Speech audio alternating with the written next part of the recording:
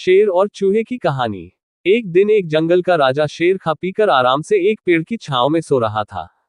तभी कहीं से एक नटखट चूहा वहां आ पहुंचा और खेलने लगा। खेलते खेलते वह शेर के ऊपर चढ़ गया। कभी वह शेर की पीठ पर दौड़ता तो कभी सिर पर चढ़ जाता। कभी वह उसके कान पर झूलता तो कभी पूंछ से खेलता। उसे बड़ा मजा आ रहा है और उसकी उछल कूद बढ़ती जा रही थी। नटखट चूहे की धमा चौकड़ी से शेर की नींद टूट गई। आंख खोलकर उसने देखा कि एक छोटा सा चूहा उसके ऊपर खेल रहा है। उसे बहुत गुस्सा आया और उसने चूहे को अपने पंजे में दबोच लिया।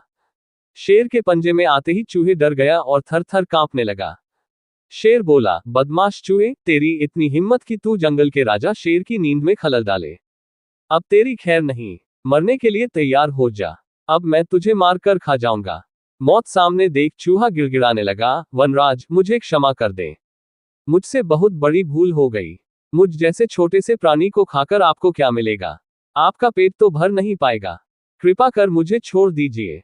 अवसर आने पर मैं अवश्य आपके काम आऊंगा। चूहे की बात सुनकर शेर हंसने लगा और बोला, मैं जंगल का राजा हूं। मुझसे बलशाली इस पूरे जंगल में कोई नहीं। तू छोटा सा चूहा मेरे क्या काम आएगा? लेकिन फिर भी मैं दया करके तुझे प्राणदान देता हूं। मेरी नजरों से दूर हो जा और आइंदा कभी मेरी नींद में खलल मत डालना। चूहा धन्यवाद कहकर वहां से चला गया। कुछ दिन बीते। एक दिन शेर जंगल में शिकार के लिए घूम रहा था कि वह शिकारी द्वारा बिछाए जाल में फंस गया। उसने बहुत प्रयत्न किया किंतु जाल से बाहर नहीं आ पाया। वह मदद के लिए दहाड़ने लगा। शेर की दहाड़ वहां से गुजर रहे एक चूहे के कानों में पड़ी। ये वही चूहा था जिसे शेर ने दया कर प्राणदान दिया था।